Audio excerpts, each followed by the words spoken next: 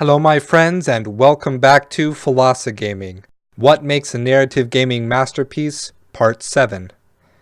And a special welcome to everyone who has stuck with me through the long journey of looking at multiple games, looking at everything from broad, encompassing concepts to small, almost petty details, all in the pursuit of answering the question, what makes a narrative gaming masterpiece? In tackling the question, we started with a fairly big caveat, knowing that a masterpiece of the video game art form requires the synchronization of many different skill sets and arts, all of which must individually be masterworks themselves. We chose to focus our scope to narrative games and the interaction between how the game presents their story and their gameplay. So in another sense, we could rephrase our question as, what makes masterful narrative gaming experiences? To answer the question, we looked at a number of different games that are widely known as masterpieces to see how they overcame the problem of ludonarrative dissonance, the phenomena of when some aspects of the gameplay draws the player out of the narrative experience, rather than drawing them in, because the story and the setting conflict with what the player is doing. Our original hypothesis was that a masterpiece would be games that minimized the ludonarrative dissonance wherever possible. And for a little while it looked like that would actually be the correct theory. The first game we looked at was the Tomb Raider 2013 reboot. This game managed to correct many of the dissonant features of the action-adventure genre while still delivering exciting gameplay.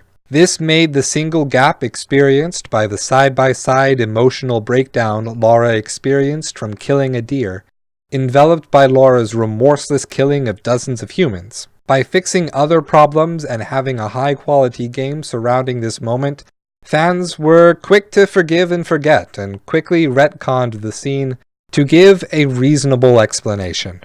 Second, we looked at The Last of Us, and found that its key aspect of ludonarrative dissonance was more than just a moment, but a main gameplay feature. I took to calling it Joel's X-ray hearing. Given that this gap was so omnipresent in the game, they had to find a different solution that would recharacterize this feature in the minds of the players. By severely limiting the range of that ability for hard mode to something more closely reflective of real-life hearing, the gameplay feature went from a dissonant mechanic that most certainly would have been a sticking point for many gamers, but instead became accepted as a stepping stone toward the quote-unquote real experience of the game.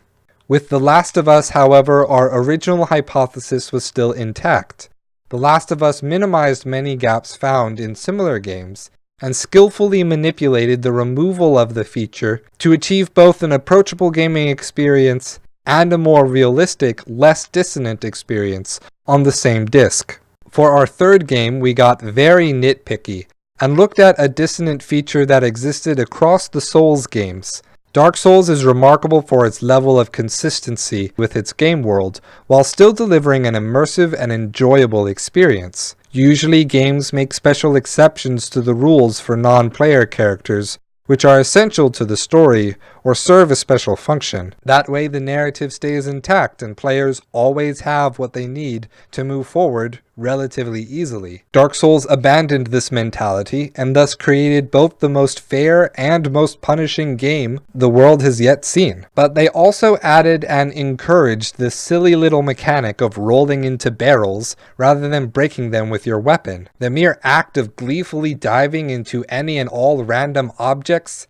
created a lightheartedness and a humor that was out of place in that setting, and thus Dark Souls used a ludonarrative dissonant feature to purposefully give players a reprieve exactly when needed, and that in turn allowed players to fully dive in whenever the time for silliness was over. Dark Souls was thus our first game to show how adding in ludonarrative dissonance in just the right place can skillfully provide a means for making some games more approachable and enjoyable. After Dark Souls, we turned to the black sheep cult darling, Nier. At the time of writing the episode on Nier, I was not able to see even one example of ludonarrative dissonance in the game. Since I have found one example, that doesn't change my ultimate conclusion. In the library of the main town, There is a little in-game trophy room that catalogs all of your victories over different bosses. It doesn't come into play in any of the story or the character dialogue in any significant way. Weiss and Nearman do take a moment to joke about how creepy and out of place it is, but quickly drop the topic forever. Other than that, Nier has the least ludonarrative dissonance of any game I've ever encountered. Almost every mechanic of the game is metaphorically linked to some aspect of the story and setting, and ultimately the allegorical lessons the game wishes to teach. So much so that I took to saying that the game has achieved complete ludonarrative resonance. That resonance, however, ultimately hurt the game's exposure and reception, making it take years to fully gestate and be respected as a masterpiece, in spite of its flaws, ultimately culminating into Nier Automata getting a release years later. Nier offered the pure antithesis to our original hypothesis, in that the ludonarrative resonance made it impenetrable to many players, and thus it failed to deliver the deep, masterful experience it could have to those players. And finally, we looked at Skyrim, and saw a game that seemed to give tacit consent for tons of ludonarrative dissonance because the core engagement of Skyrim, exploration and creation, were never impeded by ludonarrative conflict. The narrative that Skyrim players cared about were the ones they made themselves with their gameplay. Thus, any dissonance instead became the player's narrative. And I think, thanks to that final piece, we can form a new conclusion for what makes a narrative gaming masterpiece. In the Tomb Raider, the core engagement of the game was experiencing what it is like to become the Tomb Raider, and the game overcame the moment that pulled away from that disengagement with an otherwise solid arc. The Last of Us's core engagement was the experience of a regular person trying to do good in the zombie apocalypse. Having superhero hearing made for a fun game, but detracted from that core engagement. But controlling this dissonance through difficulty settings drew players to overlook and accept that incongruity. Dark Souls' core engagement is constant, arduous, and disheartening trials to be rewarded once overcome, and thus the ludonarrative dissonance of barrel rolling balanced that taxing core engagement with a slight amount of humor and levity. Nier avoided ludonarrative dissonance entirely, but doing so ignored an ultimately esoteric core engagement. And Skyrim, knowing its core engagement couldn't be spoiled by ludonarrative dissonance, let it roam free, and thus sparked a whole culture around it. Thus, the answer to the question, what makes a narrative gaming masterpiece, is, cue the drums, controlling and balancing ludonarrative dissonance